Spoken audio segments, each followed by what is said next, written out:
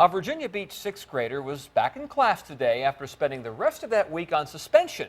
Many of you have been following Adriana's story. The principal suspended her after she took a blade from a classmate. She told her guidance counselor he was cutting himself, and it seemed like the right thing to do. In the end, school leaders agreed she did the right thing. But why did it take so long to make that decision? 10 on your side's Andy Fox has been looking into no tolerance policies and whether the school board should make changes. Andy, what'd you find out? Yeah, there's a lot of people calling for changes to the policy. They just simply think that it is inflexible. Critics argue zero tolerance has become too inflexible. Matter of fact, Adriana Harris and her mother both say after she was suspended last Friday, they got the feeling Bayside Middle School principal Paula Johnson acted like there was nothing she could do, that her hands were tied. When we sat down with Adriana Harris and her mother Rachel, they told us the story of a zero tolerance policy that eliminates human consideration. Take it up at the hearing with the school board. That's out of her hands.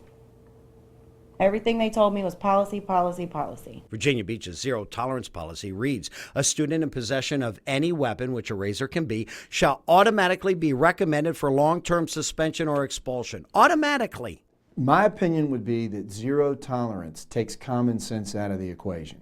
Attorney Kevin Martingale concerned with automatic triggers. To some extent, it appears that some of the school board policies tie the hands of the principals, and I would think it would be appropriate for the school board to go back, revisit those, and take out any automatic trigger language and let the principals make decisions on a case-by-case basis. The Harrises say Adriana never should have been suspended, that there was a good reason why she had a razor on Bayside Middle School property, that she took the small razor that looks like this out of the hands of a friend who was cutting his arm before she immediately threw the razor away. Martingale says this isn't what we mean when we talk about zero tolerance.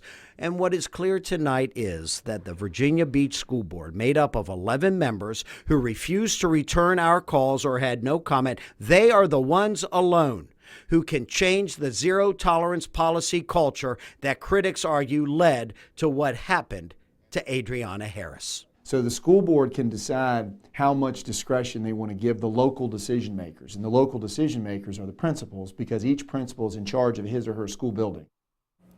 Now, had Virginia Beach schools made the decision last Friday to keep Adriana in class instead of suspending her and acknowledging that she was possibly saving her friend's life, then Adriana would have been spared her week-long nightmare, and Virginia Beach schools would have been spared the embarrassment they suffered in the court of public opinion. In the newsroom, Andy Fox, 10 on your side.